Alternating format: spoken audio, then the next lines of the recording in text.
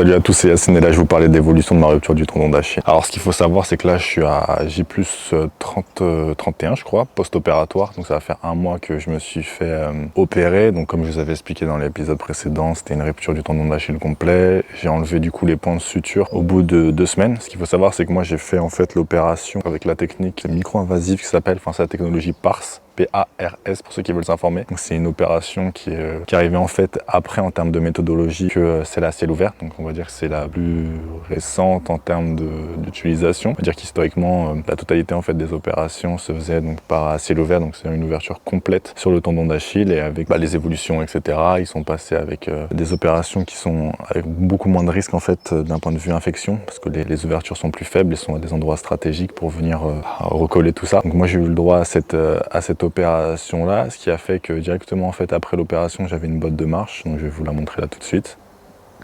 Pas très sexy ces nouvelles Air Max mais bon on fait avec. Post-opératoire comme je vous ai dit 2 semaines après on a enlevé les points de suture. Ouais, les points de suture sont enlevés 2 semaines après. Ensuite à 3 semaines j'ai pu enlever en fait un étage de mes talonnettes. Donc c'est des talonnettes en silicone, il y a 3 étages. Donc les 3 font 27 mm. Donc chaque étage en fait 9 si vous êtes bon en maths. Et donc j'en ai enlevé un à 3 semaines, j'en ai enlevé un second à du coup 4 semaines. Et j'enlèverai du coup le dernier étage pour ne plus avoir d'étage là ce vendredi là. On est lundi 16 août, ouais, on est lundi 16 août et j'ai commencé du coup à 3 semaines, enfin un peu plus de 3 semaines, donc parce que le 3 semaines c'était un vendredi, mais du coup le lundi qui suivait la 3e semaine post-opératoire, j'ai commencé en fait les séances de kiné à raison de 3 fois par semaine et du coup là maintenant j'ai fait 4 séances et c'est ça que je vais vous expliquer tout de suite comment ça se passe. Et oui, je le rappelle, voilà, j'ai toujours les piqûres tous les jours, donc c'est pendant 45 jours, je dois être à, il doit me rester 15, un truc comme ça, ou non.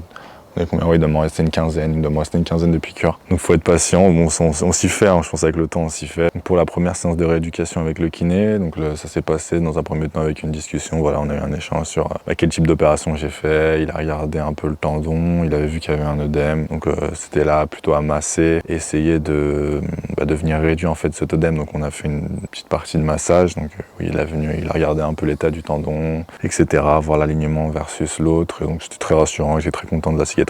Donc là il y a RS de ce côté là, même si moi j'étais un peu stressé, oui, je vais pas vous le cacher. J'ai fait une micro chute en fait, le sol était un peu mouillé et j'ai glissé avec ma béquille, ce qui fait que j'avais posé mon pied pour ne pas tomber complètement, mais je me suis dit oula, peut-être que ça aurait pu faire quelque chose, mais au final non, plus de peur que de mal. Donc je suis assez content sur ce côté-là. Et ensuite en fait on a utilisé une grande chaussette qui vient se remplir d'air, qui va faire des compressions. Ça permet de drainer en fait le sang. De toute façon je vais vous mettre une vidéo là en parallèle pour que vous puissiez voir ce que c'est. Ensuite à la 2e séance on a commencé des micro-exercices. Donc on a mis en fait vous mettez une feuille de papier sur le sol et vous essayez en fait avec votre pied de venir comme si vous allez attraper en fait avec votre pied la feuille en venant faire des micro-compressions. Et aussi donc l'autre exercice c'était de mettre un poids en fait sur au niveau du genou, cuisse genou, pour faire ensuite essayer de mettre sur la pointe des pieds pour commencer à réactiver en fait le mollet quoi, le mollet qu'on a perdu, vous le savez, hein, je pense que si vous regardez cette vidéo c'est que vous êtes touché par ça et on a une grosse fonte musculaire au niveau de la jambe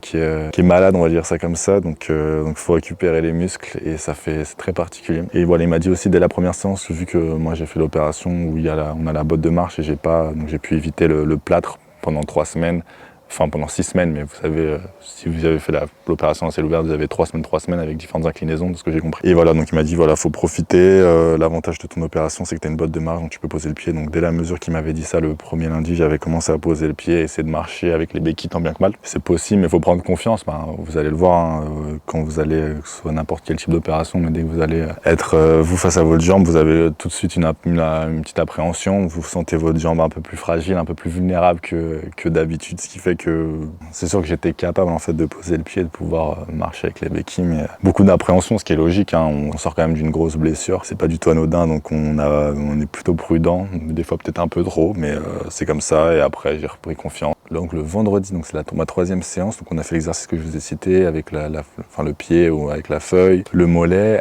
un autre avec des élastiques, on vient en fait mettre les élastiques au niveau du devant du pied, on le surélève un peu comme ça.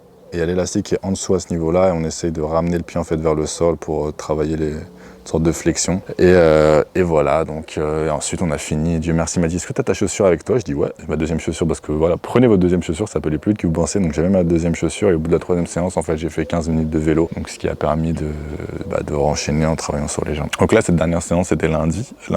Aujourd'hui. Là, je vous parle, j'ai fait ma séance là dans l'après-midi. Il est un peu plus tard dans la soirée. L'autre séance, elle a duré quand même assez longtemps. On a fait beaucoup d'exercices, donc ceux que je vous ai déjà cités, plus des exercices avec un ballon.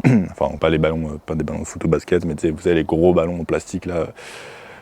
Qu'on utilise souvent dans le fitness, voilà, pour mobiliser la jambe, faire un peu comme avec une presse, pousser un peu, faire des mouvements, voilà, essayer de mobiliser la cheville et le mollet. Enfin, à chaque fin de séance, en fait, je faisais la compression donc dans la botte, ce qui permet donc de drainer le sang. Et là, cette séance-là en particulier, on a enchaîné sur du froid. Donc, c'est-à-dire que j'avais comme une chevillère, et puis c'était du froid en fait qui passait dans ma cheville. Donc, le froid, comme vous le savez, ça favorise la récupération. Donc, c'était pas plus mal parce que je sentais vraiment qu'on avait bien travaillé. Au niveau des ressentis, c'est vrai que c'est particulier. On a une sensation bizarre, une sensation un peu de faiblesse dans la jambe, ce qui est logique, hein, elle n'a pas été mobilisée pendant X temps et elle se dit voilà, tu m'as laissé tranquille, j'étais en vacances, mais là tu me réutilises, donc pas du tout prête à reprendre les efforts, mais après on s'y fait. Et qu'est-ce que je voulais vous dire d'autre? J'avais un truc en tête. Ouais, et aussi oui, au niveau de la douleur, ouais, c'est vrai que moi ça va, enfin, sur certains massages où il vient drainer un peu le sang, essayer de faire passer l'œdème, ça fait un peu mal, on va pas se mentir, même sur certains mouvements. Il y a des douleurs qui font,